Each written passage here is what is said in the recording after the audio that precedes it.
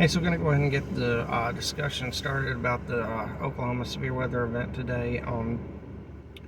Last night, when I did the first discussion on this, it was a slight risk, and usually I don't like to do these videos unless we're in an enhanced risk or higher.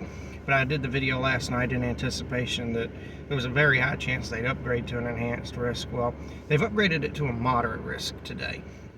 So that's one level above enhanced. The way the risks work is you got marginal as a level 1, slight's a level 2, enhanced is a level 3, moderate's a level 4, and high is a level 5. Now you would think, and I would think that it's 3 and 4 would be swapped, that you'd have the moderate risk in the middle at level 3, and then the enhanced would be level 4 and the level 5 would be high. But they do it the other way around. They do the enhanced at level 3 and the moderate at level 4, and then the high risk at level 5. But so anyway, a moderate risk is a level 4 out of 5, which I believe is the highest categorical risk that we've had all season, if I'm not mistaken. So of course, here it is today on June 15th.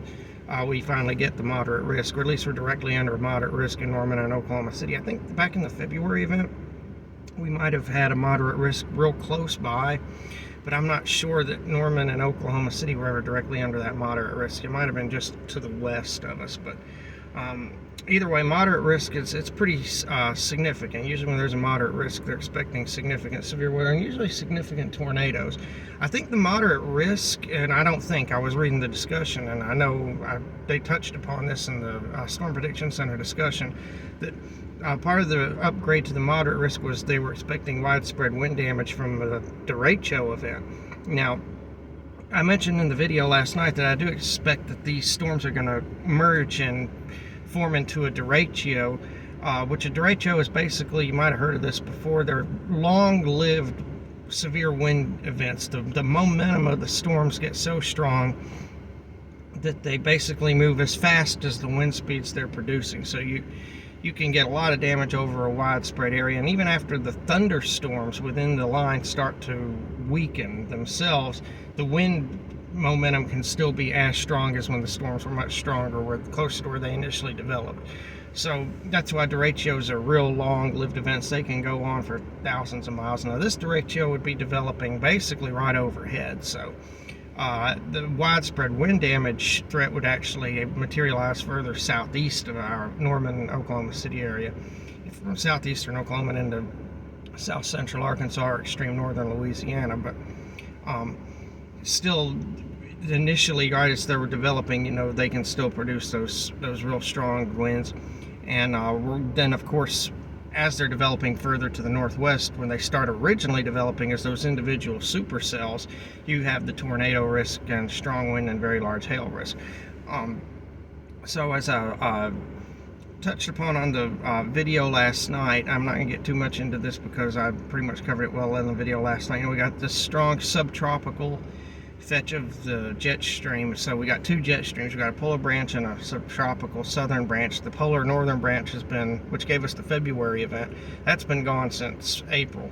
All the events since April now have been from a strong subtropical southern branch, which is being enhanced by developing El Nino. So the next disturbance is going to be kicking out. It's going to have those strong subtropical jet stream winds to work with, and we've got, with it being June, there's plenty of instability. Dew points are going to be around 70, upper 60s at least. Temperatures are going to be well into the 80s, so we're not going to be lacking any instability. Capes are going to be high, so the storms are going to be huge.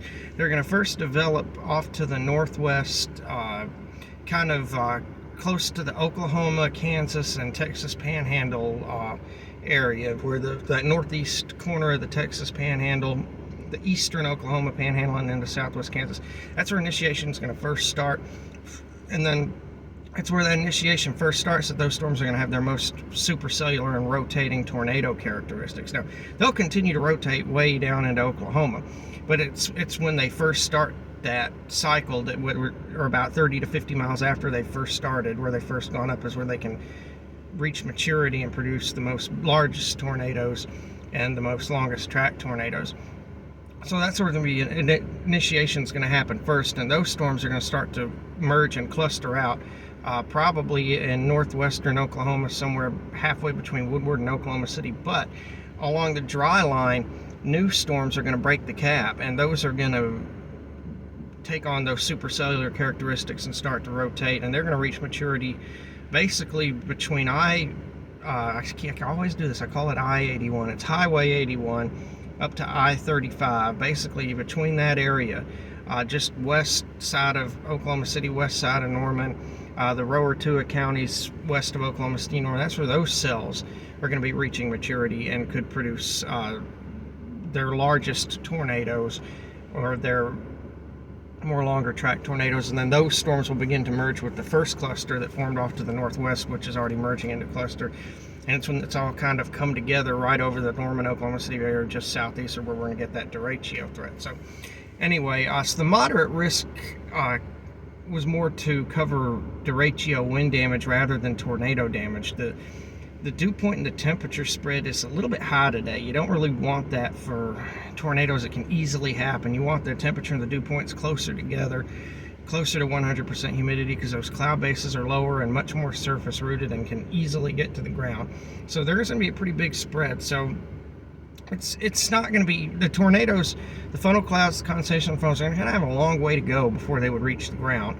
Now, due to how unstable we are and due to the anomalous subtropical jet, the intensity of the updraft and the intensity of storms are so strong that could counter the lack of the low LCLs, and the tornadoes, especially, like I said, in their maturity stage, could produce some long track and bad tornadoes. So tornado threat will be there. The hail threat's going to be really significant. Oklahoma City, north and west, Oklahoma City westward, we're talking 2 to 3 inch big hail. Those could be baseball size. Not everywhere, not everybody, but some spots where you get underneath the worst of it could have hail. And then as those storms begin to again consolidate and kind of come together where they begin competing for energy, those hail sizes might drop, and as they turn into the derecho further southeast, the hail sizes might further drop, because then you've just got much more forward momentum with storms already merged rather than individual storms competing for all the energy in the atmosphere. So it'll probably, they'll initially first break out around 4 in the afternoon, maybe between 3 and 5 up in that northwest area. Then the dry line supercells further south, form closer to the Oklahoma City area. Those will begin to form about an hour or two after that, so maybe around 6 or 7, and then that all kind of converges around 8 right over the Oklahoma City, Norman area. And then probably by about 10 or 11, it'll be well off to the southeast, although there could still be some what you call stratiform convective thunderstorms on the backside of the initial round that could sound loud and noisy and sound bad, but they're really not from a damage producing perspective. So that's about the gist of the situation today. There's also another possibility of another one of those subtropical jet disturbances kicking out Saturday that could, once again, we could be dealing with some severe weather from that too. It's just this pattern, that El Nino kicking in and enhancing a subtropical jet at a time of year that really it doesn't normally go on. So I think after the Saturday event, we get into more of your traditional summertime pattern where upper level ridging builds in, and even the subtropical jet stream with the strengthening El Nino is going to begin to kind of, I don't want to say go away, but it's going to sort of not be as enhanced. It's going to not be as right directly over, so it'll kind of be off further to the north itself or to the northwest, and it'll be lower. There's some signs looking down the road around the 1st of July, maybe between the 1st and 4th of July, that subtropical enhancement could start to happen again. So we might have to watch for some severe weather around that time too. But again, I know that's really late for an ordinary severe weather season, but this is not going to be an ordinary severe weather season with this developing El Nino and subtropical jet pattern. So all right, I will, if it looks like anything like really crazy or wild is going on, like a big tornado in view of me or something, I'll jump in and definitely do an update. I'll jump in if there's a tornado warning in Oklahoma or Cleveland County. But other than that, from this point on, best thing to do is just to watch your local media, and if you're in the path, just take cover. Take care of yourself. All right, I'll talk to you later.